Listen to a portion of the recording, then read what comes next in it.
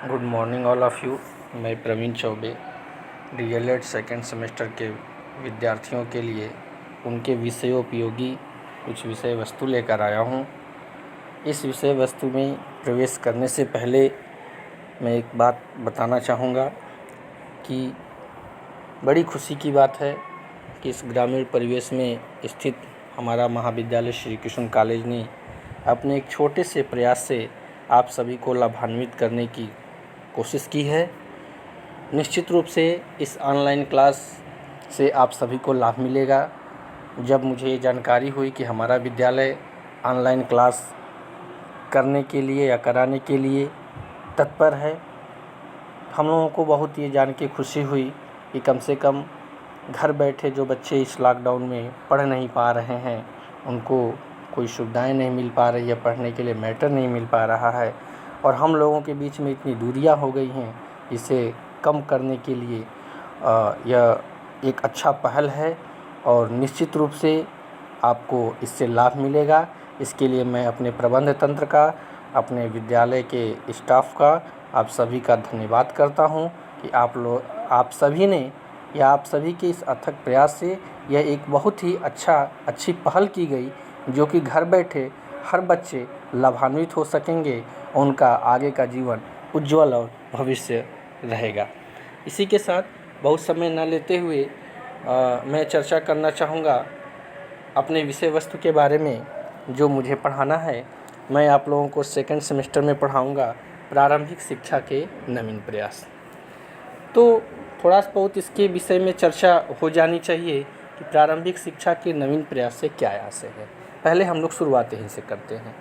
जैसा कि हम जानते हैं कि हमारे यहाँ पढ़ाने के लिए सबसे पहले गुरुकुल की परंपरा रही है। गुरुकुल पद्धति में हम लोग पढ़ते चले आए हैं, जिसमें उसके अनुशासन व्यवस्था, विद्यालय व्यवस्था, शिक्षा व्यवस्था, टीचर की, अध्यापक की व्यवस्था, हर चीज़ के बारे में समयानुसार उसमें परिवर्तन किए गए और समयानुसार उनकी ज़रूरत के अनुरूप उसे लागू भी किया गया। इसी क्रम में जब हम 19वीं शताब्दी में आते हैं तो हम पाते हैं कि हमारे शिक्षा में आमूल-चूल परिवर्तन करने के लिए कुछ नए ढंग से प्रयास किए गए। निश्चित रूप से हमारा देश जब गुलाम रहा, उसके पहले हमारे ऊपर अंग्रेज़ों का शासन हुआ करता था। उनकी अनुरूप शिक्षा व्यवस्था चलती थी और वो जो चाहते थे वो अपने अनुसार शिक्षा में बदलाव लाते थे। इन्हीं बदलाव के क्रम में हमारी आधुनिक शिक्षा व्यवस्था पहले कहाँ थी और अब कहाँ है, या कौन कौन से कब कब बदलाव किए, इसी के विषय में हमें पढ़ना है अपने विषय प्रारंभिक शिक्षा के नवीन प्रयास में। तो हम इस विषय में आगे कुछ चर्चा करते हुए सबसे पहले ये जान लेते हैं कि हमारा विषय वस्तु क्या है, क्योंकि पाठ्यक्रम ही एक ऐसा है जो पूरे हमारे विषय को दर्शाता है कि हमें आगे पढ़ना क्या है, उसमें क्या चीज़ पढ़ना है, कैसे पढ़ना है, इसकी हमें जानकारी कहाँ से मिलेगी। तो सबसे पहले हम इसमें चर्चा करते हैं विषय वस्तु की, कि विषय वस्तु हमारा क्या होगा, इसका प्रारूप कैसा होगा। क्योंकि जब तक कोई हम प्रारूप नहीं बनाएंगे, जब तक कोई एक नियोजित तरीके से कोई एक सिस्टम नहीं बनाएंगे, निश्चित रूप से हम असफल होंगे। इसलिए सबसे पहले आज हम चर्चा करेंगे इस विषय के विषय वस्तु के बारे में। तो बच्चों, सबसे पहला जो हम लोगों का टॉपिक होगा प्रारंभिक शिक्षा के नवीन प्रयास से संदर्भित, इसमें पहला टॉपिक है, आप चाहें तो स्क्रीन पे देख भी सकते हैं, प्रारंभिक शिक्षा के सार्वभौमिकरण हेतु संवैधानिक प्राविधान एवं प्रतिबद्धताएं। अर्थात जो प्रारंभिक शिक्षा की चारों तरफ उनको फैलाने के लिए, हर जनमानस तक पहुंचाने के लिए कैसे संवैधानिक प्राविधान किए गए हैं और उसके प्रति कर्तव्य क्या है, उसके प्रति प्रतिबद्धताएं क्या हैं, जिसके बारे में इस पाठ्य के अनुरूप हमें जानना होगा। इसमें सबसे पहला हम लोगों का टॉपिक होगा प्रारंभिक शिक्षा के सार्वभौमिकरण हेतु संवैधानिक प्राविधान एवं प्रतिबद्धताएं में सबसे पहले हम लोगों को पढ़ना होगा संविधान के अनुच्छेद 21A, 29(2) और एवं 45 के अंतर्गत शिक्षा संबंधी संस्तुतियाँ। मतलब संविधान में जो हमारे कुछ अधिकार दिए गए हैं शिक्षा से संबंधित, वो कहाँ वर्णित हैं और कहाँ से शुरुआत होती है, इसके बारे में हमें अध्ययन करना है। जो पहला है 21A, उसके बाद 29(2) एवं 45 के अंतर्गत। अब ये चीज़ें 21A, 29(2) या 45 या अनुच्छेद या धारा, ये क्या चीज़ है, इसके संबंध में कैसे संस्तुति की गई है, इसके लिए हम विधिवत अपने जब इस पाठ्यक्रम का इस चैप्टर की शुरुआत करेंगे तो वहाँ पे जानेंगे। नेक्स्ट है बच्चों के अधिकार अर्थात बाल अधिकार। यानी हमारे संविधान ने सबको कुछ न कुछ अधिकार दिए हुए हैं। उन्हीं अधिकारों के तहत सबसे पहले आता है आपका बाल अधिकार। यानी एक छोटा बालक जब से जन्म लिया तब से उसके कौन कौन से अधिकार हैं या उनको कहाँ तक अधिकार दिया जा सकता है, इसके बारे में हमें पढ़ना है। और तीसरा टॉपिक होगा इसके अंतर्गत निःशुल्क एवं अनिवार्य बाल शिक्षा अधिकार अधिनियम 09 RTE 2009। साधारण भाषा में कहें तो RTE right to education. Right to education में शिक्षा के अधिकार के बारे में वर्णित किया गया है कि शिक्षा का अधिकार कैसे हो। अनिवार्य और निःशुल्क शिक्षा के बारे में बताया गया है कि यह किस तरीके से और कितने वर्ष के बालकों के लिए यह अनिवार्य किया जाएगा और कैसे इन्हें लागू किया जाएगा, कैसे इन्हें प्रशासित किया जाएगा। इसके बारे में भी हम लोग जब इस पाठ को या इस चैप्टर को शुरू करेंगे उस समय इसका अध्ययन करेंगे। नेक्स्ट हम लोगों का सेकंड चैप्टर होगा प्रारंभिक शिक्षा के संदर्भ में गठित आयोग एवं समितियाँ। प्रारंभिक शिक्षा के संदर्भ में गठित आयोग एवं समितियाँ। यानी यहाँ पे इस चैप्टर के अंतर्गत हमें पढ़ना होगा कि जो प्रारंभिक शिक्षा की शुरुआत की गई तो ऐसा नहीं है कि किसी एक व्यक्ति के विचारधारा से या किसी एक व्यक्ति के बातों को ही मान लिया जाता है या उसको मान लिया गया और उसको लागू कर दिया गया। नहीं, ज़रूरत के अनुसार समय समय पर इसमें आयोग गठित किए गए और उन आयोगों ने, उन समितियों ने अपने सुझाव दिए, अपने विचार दिए। फिर जो उसमें ज़रूरत की समझ में आई उसे जो है लागू किया गया, उसे हमारे संविधान में रखा गया। इसमें सबसे पहले हम लोग पढ़ेंगे स्वतंत्रता के पूर्व एवं पाश्चात्य की संक्षिप्त जानकारी।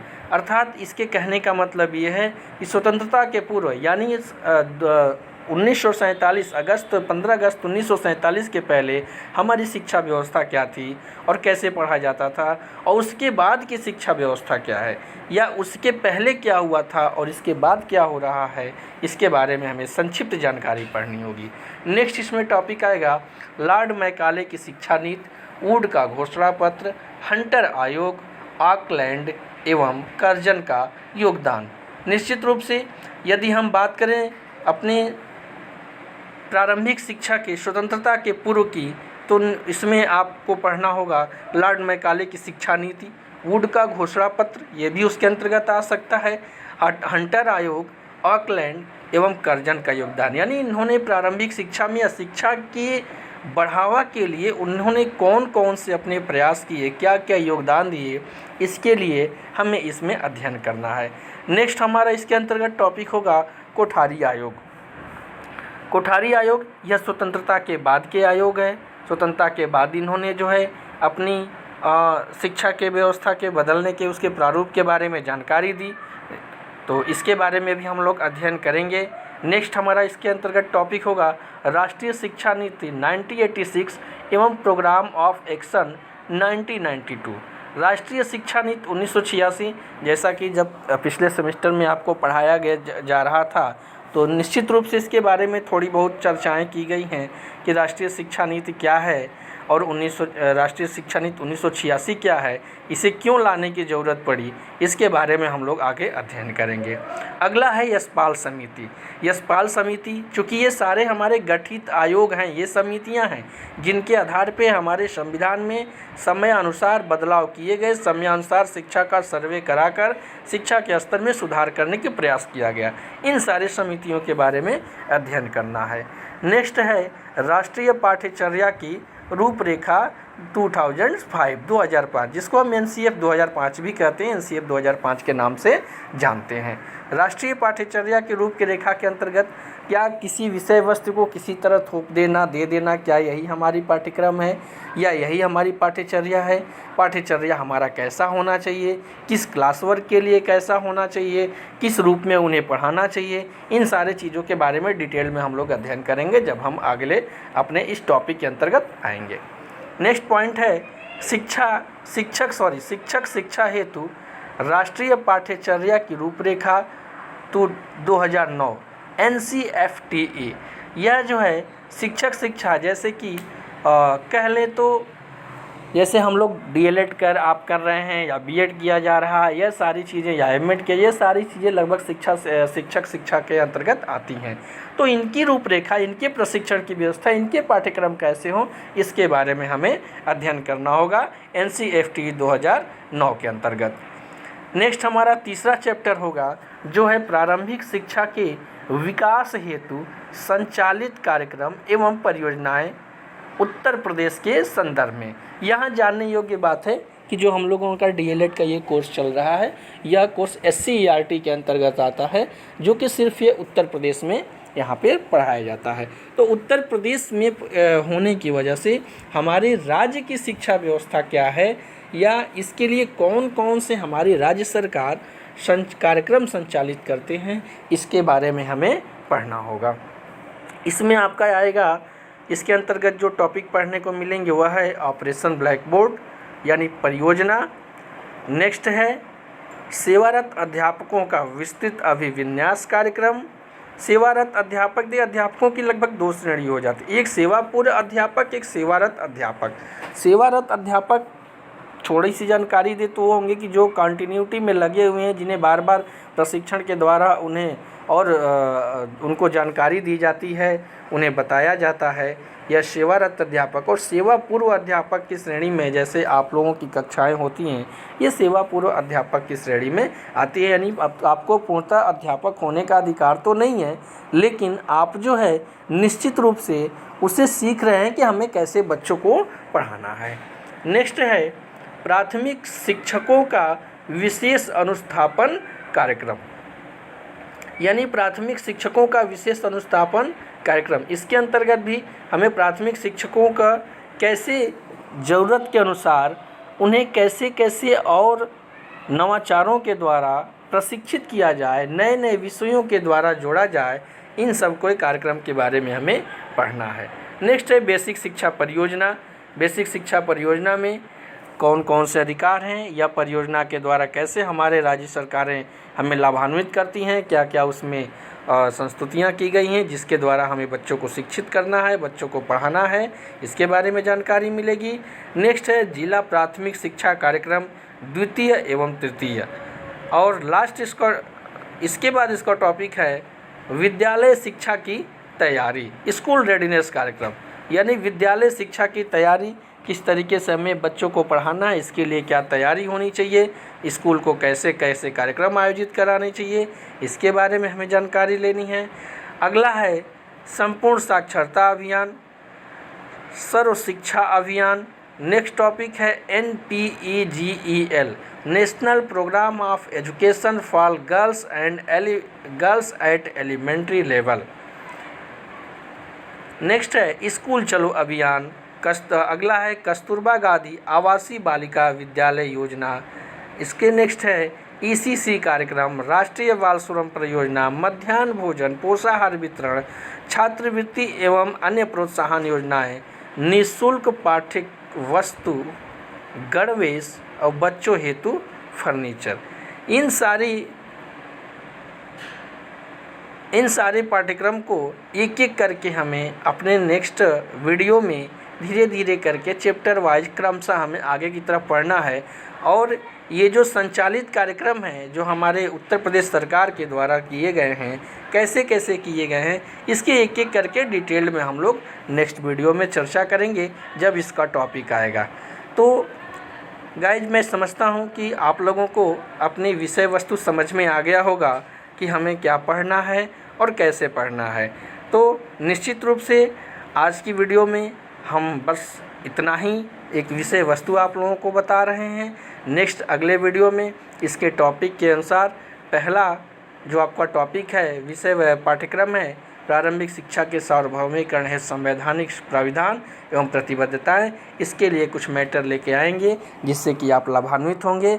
और मैं आपसे अपेक्षा करता हूं, मैं आपसे आशा करता हूं कि निश्चित रूप से इस विषय वस्तु के बारे में जान के आपको ज़रूर एक सहारा मिला होगा कि हमारा पाठ्यक्रम, क्योंकि सबसे पहले हमारी परेशानी यही होती है कि जब नई क्लास में प्रवेश करते हैं तो हमें यही चिंता, हमें पढ़ना क्या है, क्या पढ़ना होगा, कैसे पढ़ना होगा।